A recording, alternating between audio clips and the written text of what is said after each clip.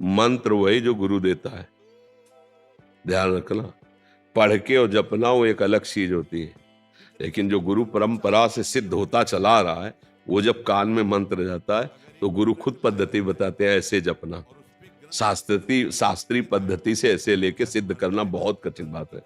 जो गुरु आचार्य परंपरा से मंत्र आता है वो सिद्ध मंत्र आता है, अमुक अमुक अमुक अमुक अमुक अमुक, वो सब सिद्धों के द्वारा है ना। उसका साक्षात्कार किए हुए महापुरुषों से जब मिलता है, फिर हमको तो थोड़ा सब, जैसे चिंगारी है, थोड़ा पूछ रखो, वो आग ज्वाला बन गई। अब चिंगारी पैदा करने के लिए अरण्य मंथन करना, तो ये जो मंत्र है सब सच्चिदानंद में, पर गुरु प्रदत्त मंत्र। जब आप निष्ठा से भगवत मार्ग में चलोगे तो सबसे पहले भगवान की कृपा होगी, गुरु मिल जाएंगे। देखो ध्रुव जी ने, जब उनकी माता ने खींच के, जा अगर तुझे सिंहासन पर माँ पिता की गोद में बैठना है तो तपस्या कर और वरदान मांग, सुरुचि के गर्भ का बालक में, तू सुनीति के गर्भ से पैदा हुआ है, ध्रुव जी से कहा, भी माता के गर्भ। ऐसा नहीं, वो गए और माता जी बोले, माता जी उनका ठीक है, क्योंकि मुझे महाराज अब दासी भाव से भी नहीं देख रहे, यद्यप बड़ी महारानी वही है और सुरुचि नवीन, तो उन्होंने कहा महाराज जब ऐसा है तो उसका कहना भी ठीक है, बेटा यदि वास्तविक तुम पद प्राप्त करना चाहते हो तो भगवान की आराधना करो, ये सत्य वचन है, भगवान जो चाहोगे दे देंगे। चल पड़े 5 वर्ष के बालक, तो गुरु ना ढूंढना पड़ा, ना बुलाना पड़ा, ना चिंतन करना पड़ा। नगर से निकलते ही नारद जी मिल गए। कहाँ ध्रुव, कहाँ जा रहे हो? बोले महाराज आपको पता होगा कि ऐसी ऐसी घटना घटी और अब मैं जाकर भगवान को रिझाऊंगा। तो उनका अभी चलते हैं, महाराज उत्तानपाद को आदेश करते हैं, अभी वो राज तिलक कर देंगे युवराज पद पे, तुम्हारा नहीं जाने की जरूरत। ध्रुव ने सोचा अभी कदम बढ़ाया तो युवराज पद मिलने की बात आ गई, अब तो रुकेंगे ही नहीं महाराज, अब तो निश्चित भजन कर ले जाएंगे। तो बोले वहां बहुत सिंह है, सर्प है, बिच्छू है, भय और प्रलोभन। उन्होंने कहा महाराज क्षत्रिय कुल में जन्म हुआ है, एक बार कदम बढ़ा दिया तो पीछे हटाएंगे नहीं, चाहे मृत्यु क्यों ना आ जाए। चेला पक्का, गुरुमंत्र उसी समय दे दिया, मांगना नहीं पड़ा, 12 मंत्र गुरुमंत्र दिया और बोले जाओ। 6 महीने में भगवत साक्षात्कार कर लिया, क्योंकि सिद्ध मंत्र गुरु प्रदत्त है ना, बहुत जल्दी। तो मुझे लगता है गुरु का वर्ण करके उनके द्वारा दिए हुए मंत्र से फिर हमारा काम बहुत जल्दी बन जाए। मंत्र मूलम गुरु वाक्यम, गुरु के वचनों से निकला हुआ मंत्र। महर्षि आपने सत्संग में कृष्णाय वासुदेवाय वाला मंत्र बताया था, उसको किस विधि से जपा जाए फिर? ये तो प्रार्थना पुकार है, उसका जप का मतलब थोड़ी है। पुकार कैसे विधि से किया जाता है? आर्त भाव से। 20,000 राजाओं को बलि देने के लिए बंद किए हुए जरासंध, और समय नजदीक आ रहा है, पशुओं की तरह बलि दे देगा 20,000 राजाओं को। अब उनको एक ही बात केवल पता है कि भगवान बचा सकते हैं। तो किसी एक आदमी को सबने प्रार्थना करके कहा, द्वारिका में जाके एक बार भगवान से मेरी प्रार्थना कर दो।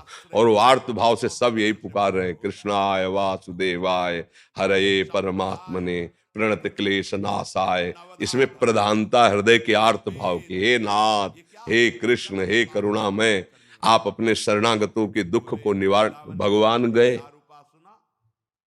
फेंक दिया, चिरवाक फेंक दिया जरासंध को और सब राजाओं को मुक्त करवाया। ले तो ये मंत्र जो है दुख निवृत्ति के लिए सिद्ध मंत्र है, पर थोड़ा जैसे शौचा जिसे अपवित्र, ऐसा मंत्र, ये वैदिक मंत्र ही तो है ना, तो थोड़ा पवित्र होके, पर इसमें प्रधानता आर्त भाव की है कि अब आपके सिवा कोई हमारा नहीं जो दुख निवारण कर सके, और अंदर से बड़ा चमत्कारिक है। ये भी बात समझ लो, कृष्णाय वासुदेवाय हरे परमात्मने प्रणत क्लेश नाशाय, ये सिद्ध मंत्र है। ये भागवत का निरंतर भगवान का स्मरण करो तो दुख निवृत्ति के लिए याचना ही करनी पड़ेगी। बात समझो, अगर आपको नहीं रहा जा रहा तो फिर आपको ये अनुभूत मंत्र है, ये ऐसा नहीं है कि व्यर्थ चला जाएगा, नहीं। इसलिए महर्षि इसमें एक प्रश्न था, आपके सत्संग के माध्यम से हमें सुनने को मिलता है कि सब संत भगवानों की अलग अलग निष्ठा होती है, तो जो कोई अगर वो आज्ञा ऐसे कर देते हैं जो हमारे गुरुदेव ने हमें कुछ अलग आज्ञा किया है, तो उस कंडीशन में हमें क्या करना चाहिए? देखो, आज्ञा पालन तो सिर्फ गुरु वाणी का होता है, सेवा हम किसी की भी कर सकते हैं। संत के आगे में जरूरत पड़ी तो पशु पक्षी की भी सेवा कर देंगे, जरूरत पड़ी तो किसी, इसका मतलब सेवा कर दिया तो उसके अधीन थोड़ी हो गए, उसकी आज्ञा का पालन थोड़ी करेंगे, समझ रहे हो ना।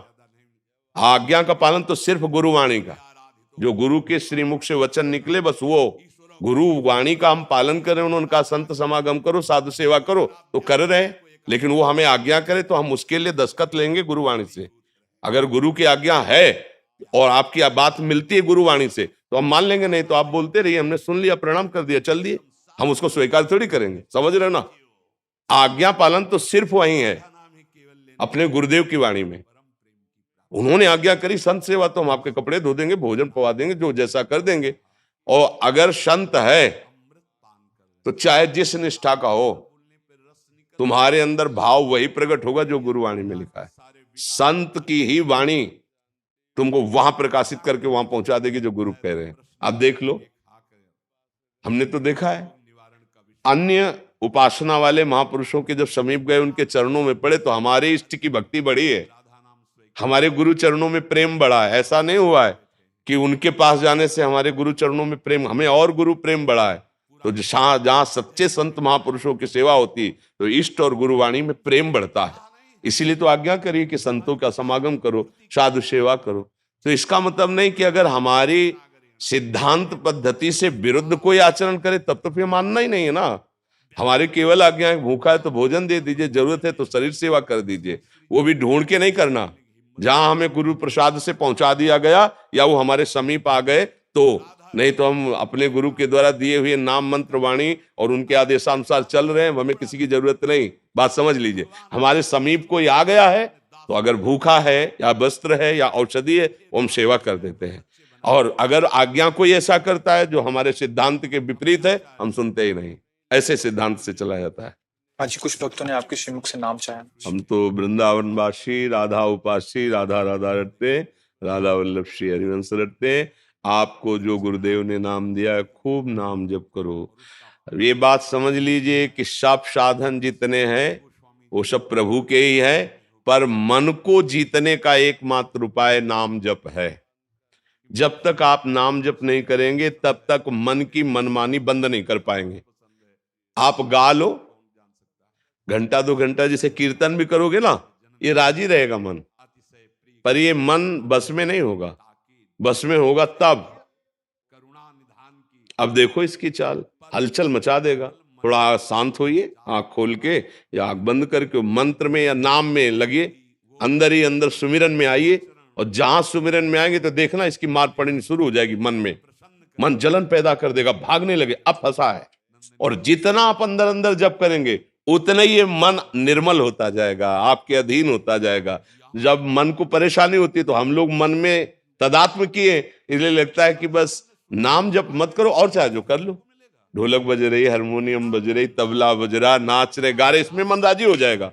लेकिन शांत बैठकर एकांत में गुरु चरणों को प्रणाम करके और फिर नाम में डूबना, ये बड़ा कठिन काम है। आप देख लो अंदर से, और यही मन को बहुत जल्दी निर्मल करता है। ऐसा नहीं, भगवान नाम कीर्तन, वाणी कीर्तन, ये सब बहुत मंगलमय है, लेकिन मन को अधीन करने के लिए एकमात्र उपाय है ना, अंदर ही अंदर सुमिरन करना।